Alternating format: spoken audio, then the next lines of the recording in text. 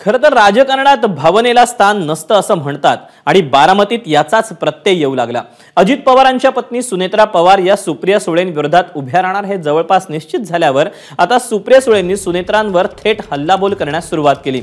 लोकसभेत पर्स नाही तर नोटपॅड आणि पेन घेऊन जावं लागतं, लोकसभेत नवऱ्याला सोबत नेता येत नाही असा सणसणीत टोला सुप्रिया सुळेंनी लगावला। त्यांनी कुणाचं नाव घेतलं नसलं तरी त्यांचा रोख कुणाकडे होता हे सूर्यप्रकाश एवढं स्पष्ट आहे। तेवढ्यावरच सुप्रिया सुळे थांबल्या नाहीत। मला मत द्यायचं असेल तर माझ्या कार्याकडे पाहून द्या, माझा नवरा सांगतो म्हणून मत द्या असं मी कधीच म्हटलं नाही अशा शब्दात सुप्रिया सुळेंनी आपल्या भावजयवर टीका केली।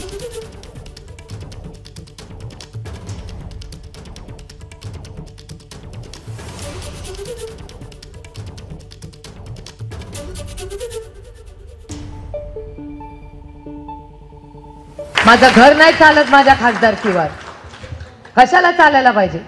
आणि मी माझ्या नवऱ्याला सांगितलंय, नवऱ्याचं काय काम इकडे? आमचं लग्न म्हणजे आतिक्या खंडाला, खंडाळ्याच्या खाली नवरा आणि वरती तुम्ही, त्याचं काय इकडे तिकडे जाय? कशाला माझ्या नवऱ्यानी? तुम्हाला असं पाहिजे की माझा नवरा येऊन भाषण करेल, चालेल का? पार्लमेंट मध्ये नवरा जाणार आहे का मी जाणार आहे? नवऱ्यानी कॅन्टीन मध्ये बसायचं, माझा नवरा येत नाही, पण ज्या नवऱ्याला उत्साह आहे ना त्यांनी यायचं पार्लमेंट मध्ये, बायको आत गेली की कॅन्टीन मध्ये बसायचं पर्स घेऊन। चेष्टा नाही करत, आय एम सिरियस, मी चेष्टा करत नाही आहे।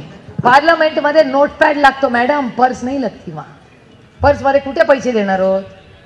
तिथे नोटपॅड आणि पेन किंवा आयपॅड लागतो आणि मग पार्लमेंट मध्ये जाता येतं। आणि नवऱ्याला त्या एरियामध्ये तिथे कुठे अलाउड नसतं, कॅन्टीन में बैठो। मग तुम्हाला कसा पाहिजे खासदार? जो तिथे बोलणारा पाहिजे का नवरा बोलणारा पाहिजे? सदानंद सुळे चालतील का? सदानंद सुळेंना पाठवते, भाषण करतील, द्याल का मला मत? कुणाकडे बघून मत देणार, मी का सदानंद सुळे? जाणार कोण तिथे? त्याच्यामुळे विचार करून मतदान करा।